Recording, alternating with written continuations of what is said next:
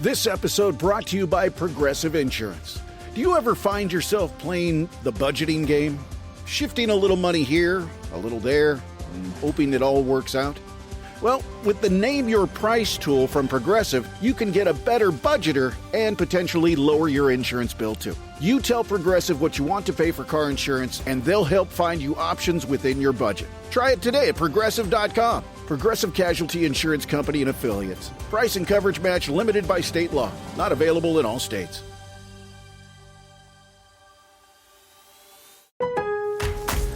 Lowe's knows you don't want to sacrifice reliability for savings. This July 4th, get up to 40% off select LG appliances and purchase 2 or 3 select major appliances to get an additional 10% off. Save big on LG, America's most reliable line of home appliances at Lowe's. Based on independent reliability surveys 2021 to 2024 and select major appliances as compared to competing manufacturers offering full appliance lines. See associate for more details. Selection varies by location. While supplies last. Exclusions apply. Valid 6/18 through 7/9. What's up, family? Gerald the Bossman here.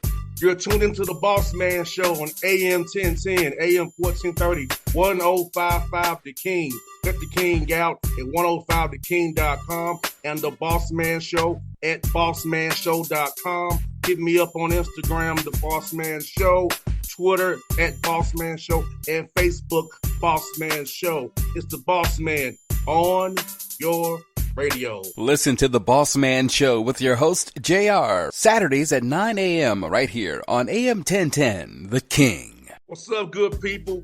BetOnline is your number one source for all your betting needs. The latest odds, lines, and matchup reports for baseball, boxing, golf, and more.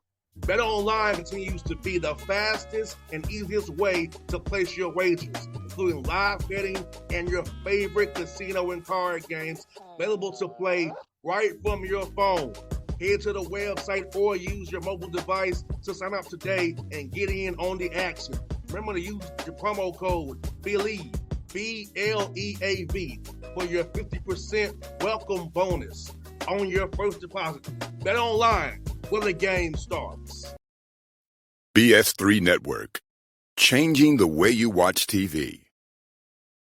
Yes, BS3 Network, changing the way you watch TV, covering content and hot topics from A to Z, sports, music, society and culture, movie reviews, you name it, we have it. Check it out on bs3network.com or check us out on Roku, BS3 TV on Roku, as well as check out your favorite podcasts on all podcast platforms or Spreaker.com/BS3 Network. You are now tuned to BS3 Network.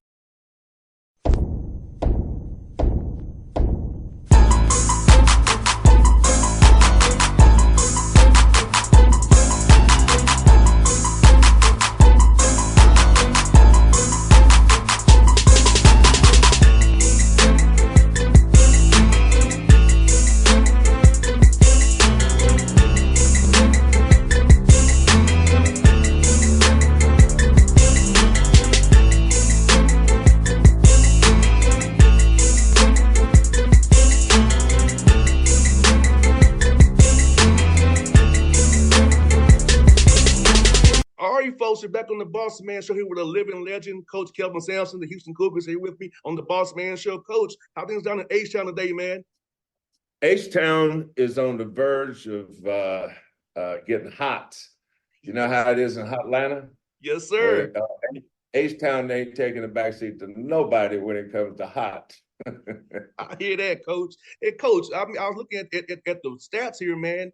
You're heading to your 10th year, man, and you know it's business that we both love and enjoy. Basketball is crazy, and to be somewhere going into a 10th year, talk about longevity and what this meant to you and your family and this program in business where they change sometimes after 1 or 2 years there a new coach comes in.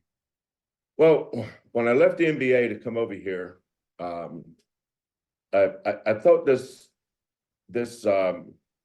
university, the basketball program, had a lot of potential, but I really wanted to make it a family venture. My son had just gotten fired at Appalachian State, My daughter was in a job that she didn't really enjoy. And I told my wife, I said, I think we're going to take this job, but there was a nepotism law that we had to negotiate and get around. But once they gave me the thumbs up that I could hire Kelvin and Lauren, we just jumped in with 2 feet. Now we just finished our 10th year. And so, I go back to April of 2014 to now May of 2024. It's just been a wonderful journey, and anytime you accomplish anything, there's so many people involved. I've got a ladder here in my office that we use when we cut nets down, and I think that ladder represents all the people that have their hands involved in cutting the net down. Academic people, your trainers, managers, administrators. Sometimes the coach gets way too much credit because I think our success here has a lot to do with our staff. My staff is full of former players. My starting backcourt on the 2002 Final Four team at Oklahoma, Hollis Price and Quantas White, they've been invaluable in our success. Casey Beard, who's been with me for 10 years.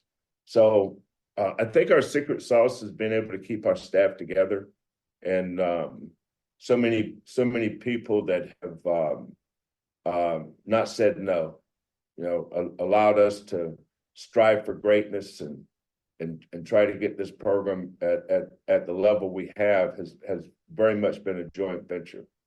And Coach, it's very much a blessing to have your son and daughter with you and your wife there with you, and how important family is to you. And I first one to me, Coach, I have a 4-year-old son who I'm trying to show the ropes now. So it's important for me to have my son see me do radio, be covering the Hawks, the Falcons, the Braves. So talk about that piece a little more, Coach. How about the family piece of it, having your son and daughter there with you, helping you success, and your wife supporting you, and how having a wife that really supports you through thick and thin is very important when you're a coach at the high level like you are.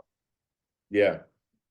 No, it doesn't happen without a supportive wife, a wife that is comfortable in her own skin, because she's had to share her husband with so many people. Every time we go out in public, or all the hours that she spends alone because we're practicing our teams.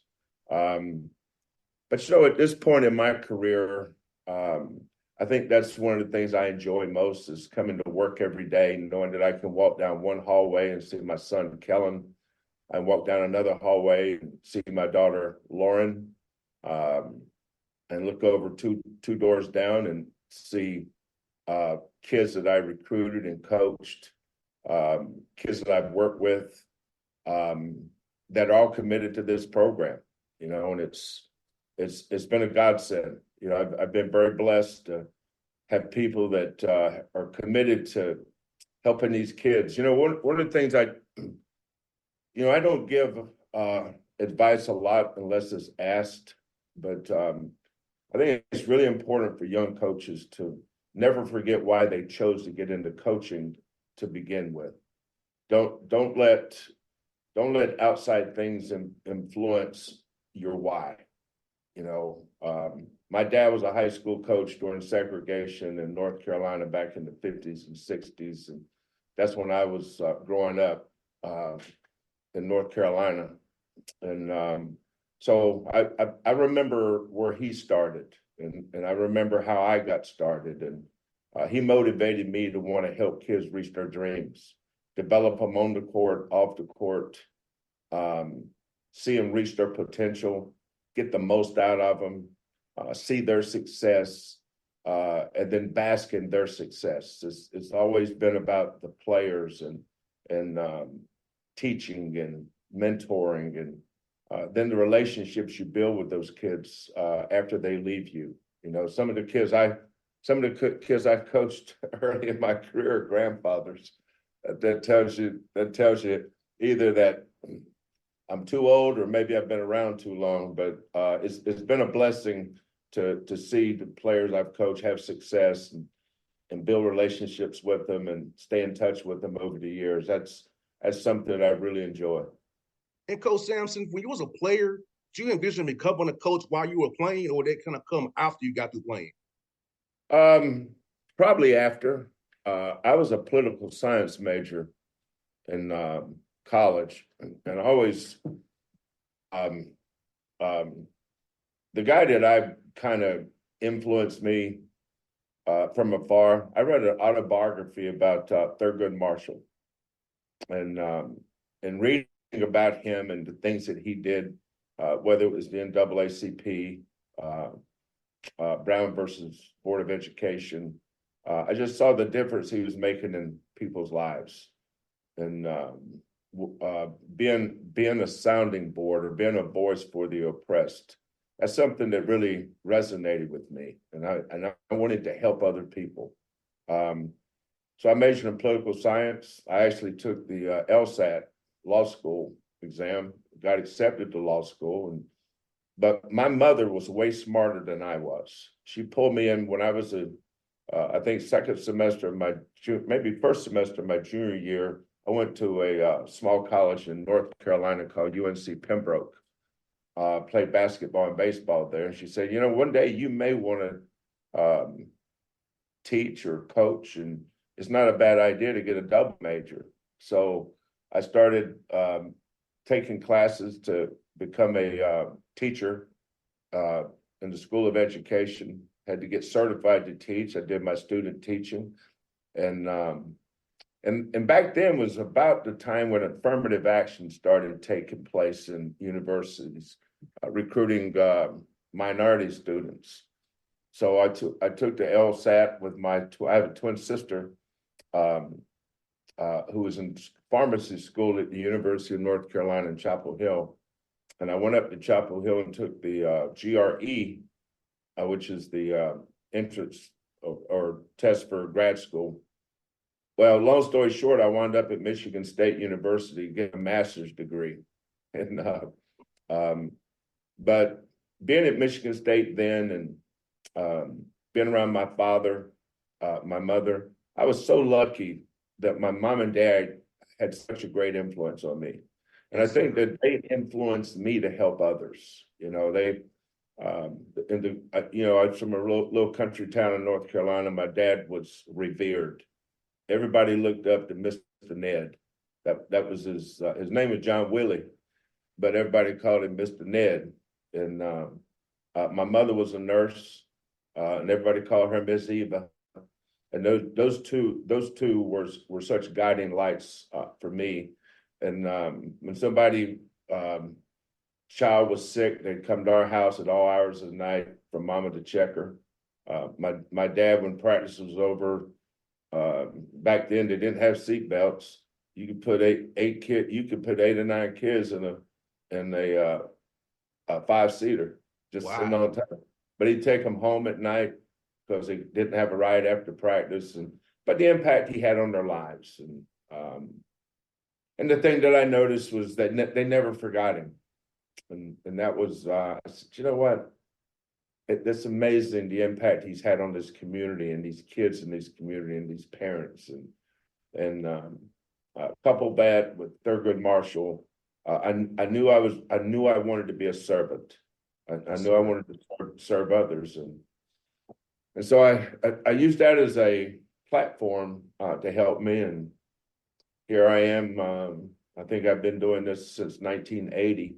So what's that? 44 years. 44 years later, I'm still grinding, man. Yes, sir, Coach. It's funny you say, because my dad was a high school coach as well, and my mother was a counselor. So, and I got my MPA, Coach. I took the GRE too. Get my MPA. So we have some similar backgrounds here, Coach. Yeah.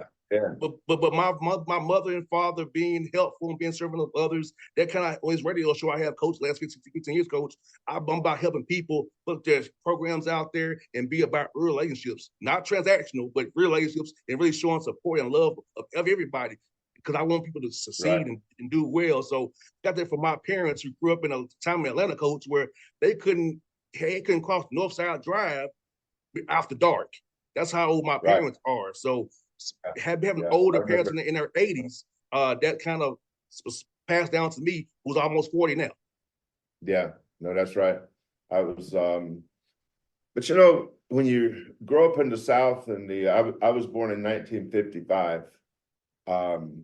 When you think of, I think the Brown versus Board of Education, the most transformative court case in the history of minority people was 1954. So growing up then, you know, people says, well, what was it like? It was great. My mom and daddy loved me. The community I grew up loved me. They loved everybody. They helped raise each other. I knew what racism was. I worked at tobacco markets in North Carolina, and there's 3 different bathrooms: a white, colored, another. I saw all that stuff, but I never let it define me. And I know, but I always knew people had it way worse than I did. Yes, sir. You know, so I was taught to never make things about you. You know, when you grow up in a big family, you understand how to share, and that there ain't no entitlement people in big families. You know, sometimes if you're an only child, you get distorted about your place in life. But when you come from 3, 4, 5 kids, you realize real quick there's 1 bedroom and 2 bunk beds, and in 1 bathroom. You figure out real quick that things don't revolve around you all the time. Yes, sir. You got that right. You know, my mom was 1 of 6, and my dad was 1 of 13, and I'm 1 of 4. So I totally understand. That's right. I was 1 of 4 too. I had 3 sisters, and they all went on and did good things, and I'm proud of all of them. Yes, sir. And Coach, I'm asking this, Coach, for a young man who wants to be a part of your program, what do you look for in their character traits that really stand out to you off the court for them to be a part of your program on the court? You know, there's a lot of kids that love to play basketball. Yes, sir. But they don't love to work at it. I like kids that eat it, breathe it, and sleep it. And sometimes those are not things that you can touch or feel, but you've got to see it. So when we're recruiting a young man, I evaluate him before I recruit him. I want to see if that's a kid that can make it in our environment. You know, I coach our kids hard. I love them hard too, but I coach them hard. And if you don't love the work, you're probably not going to make it here. You know, I think we've been in the 10 seasons we've been here. I think we've had in our top 10 players every year for 10 years, we've had 3 kids transfer in 10 years, which means we've done a pretty good job evaluating kids that can make it here. And the other thing we look for is kids that are unselfish, that have dreams and goals.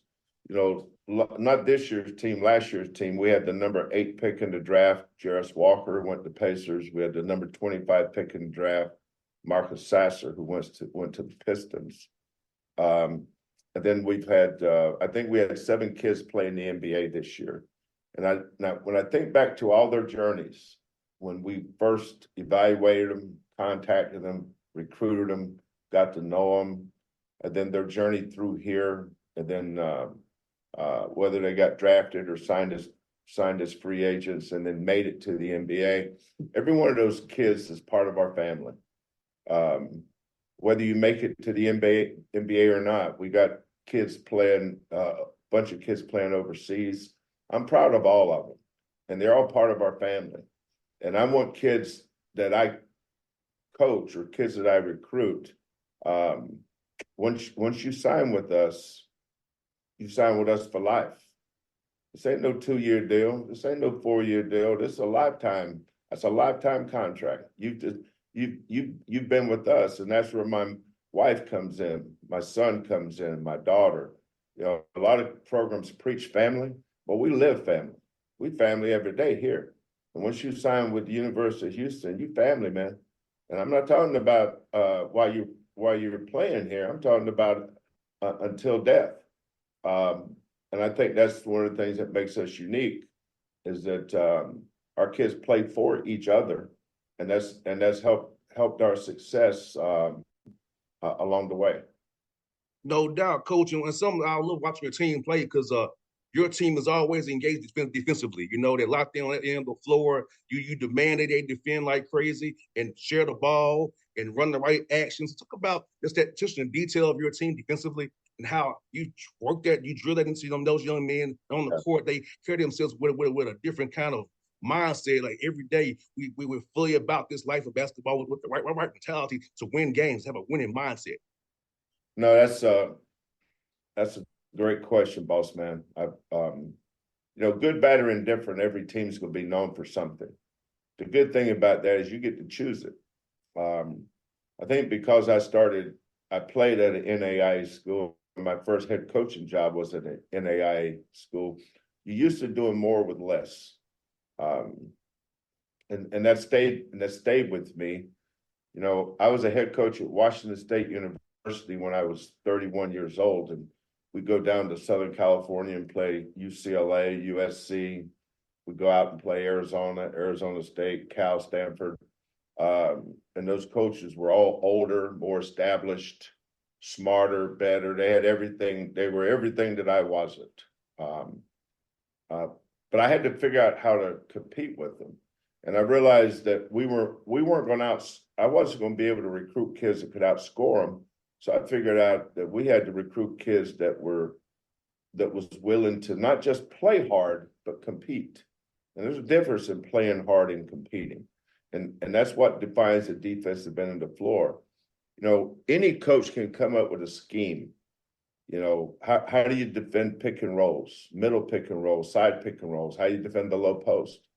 How do you screen, or how do you defend cross screens or pin downs or back screens or diagonal screens? Where does your help come from on penetration? Who helps the helper? You know, all those things can be taught. But what's most important is the effort that's required to do that, the extra mile. That's why I don't ever try to be the smartest guy. Sometimes the smartest guy in the room has a period at the end of his team. You know, our team has a comma at the end, in that we may get beat.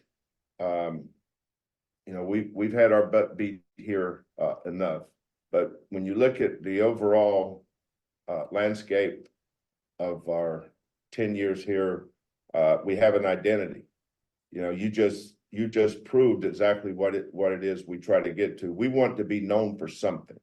How hard we play, how hard we compete, an unselfish team that plays for each other. First one on the floor after a loose ball. Just don't get on the floor. Go get the ball. You know, rebounding, second and third shots. You know, there's a lot of ways to win the game. And when you can master winning on nights when the ball doesn't go in, it gives you a better chance to be successful. And we've had, my staff does an awesome job with that every day in practice. Our kids do a great job of buying into the things that we sell. And we make this a we, us program. I've noticed that coaches that use the word I and me a lot have kind of separated themselves from their teams. But our success is very us and we driven. We have a togetherness with everybody and on our staff. We're very unselfish. And my father's lessons resonate with me. He told me three things when I first became a head coach. Number one is, when you lose, make sure you take the blame, and when you win, give the players the credit. That's really helped me over the years. Number two, don't ever lose sight of the fact that parents had rather their son or daughter make the all-conference team than your team win the conference championship. And number three, if you start listening to those people sitting up there behind you, pretty soon you'll be sitting with them. So those three things has really helped me over the years. And coach, last one for you, coach. For you, coach, when you're not coaching this team hard as you can. Like, how do you get away from the game and just kind of decompress and enjoy you and not have to worry about basketball? Like what are the things you do in your spare time that you have in this new calendar we have of NIL transfer portal? You know what I love to do? I love to play with my grandkids. Yes, sir. I do. I love to play hide and seek. I like to play hide the stuffies. I like to play get outside and get on the scooters and go around the block with them, chase them. They call me Papa, and they say, Papa, can you come be the monster? So I go out there, be the monster and chase them around. They'll go hide. And, sometimes my granddaughter, Macy, wants me to come play with her in her room. And then my grandson, Kylan, who's Macy's 6, Kylan's 3, he comes busting in there and tears everything up and building forts with pillows and blankets. We run the gamut, man. My free time, if I get free time. Now, the problem is, as they get older, they go to school. Yes, sir. I can't go see them anytime I want like I used to. But I love my grandkids. I love spending time with them. And that's as I've gotten older and become an old man, I guess, I realized that I wish I'd had more kids so I could have more grandkids. Yes, sir. Well, Coach Sampson, it's a pleasure to talk to you today, man. I've always been a fan of yours for many years, so it's an honor to talk to you and hope to see you on the road here. I'll be at Peach Jam, I'll be at Rock Hill, and I'll be at Lake Point. Hopefully I'll see you on the road here recruiting, and I hope to come down to Houston and see you as well, Coach, as well, man. Well, I'll be at Lake Point at some point, Bossman. Make sure you come up and introduce yourself. I'd love to meet you. Sounds good, Coach. I will do it. I appreciate you doing this today, Coach. It was fun. Okay, take care, brother. Thanks, Coach. All right, man. BS3 Network. Changing the way you watch TV. Yes, BS3 Network, changing the way you watch TV, covering content and hot topics from A to Z. Sports, music, society and culture, movie reviews. You name it, we have it. Check it out on bs3network.com or check us out on Roku, BS3 TV on Roku, as well as check out your favorite podcasts on all podcast platforms or Spreaker.com/BS3 Network. You are now tuned to BS3 Network. What's up, good people? Bet Online is your number one source for all your betting needs. The latest odds, lines, and matchup reports for baseball, boxing, golf, and more. Bet Online continues to be the fastest and easiest way to place your wagers, including live betting and your favorite casino and card games available to play right from your phone. Head to the website or use your mobile device to sign up today and get in on the action. Remember to use your promo code BELIEVE, BLEAV, for your 50% welcome bonus on your first deposit. Bet Online, where the game starts. What's up, family? Gerald the Bossman here. You're tuned into the Bossman Show on AM 1010, AM 1430, 1055 The King. Check The King out at 105theking.com and the Bossman Show at bossmanshow.com. Hit me up on Instagram, The Bossman Show, Twitter at Bossman Show, and Facebook, Bossman Show. It's the Bossman on your radio. Listen to the Bossman Show with your host, JR, Saturdays at 9 a.m. right here on AM 1010, The King.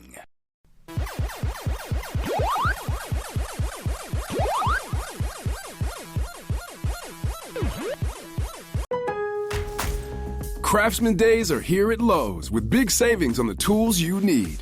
Save $100 on the Craftsman V26 Tool Power Tool Combo Kit, now at $199. No matter what the project is, Craftsman's high-quality, high-performance products empower you to build on. Visit Lowe's and check out the full line of Craftsman tools today. Valid through 7/9 while supplies last. Selection varies by location. Maximum initial battery voltage measured without a workload is 20 volts. Nominal voltage is 18.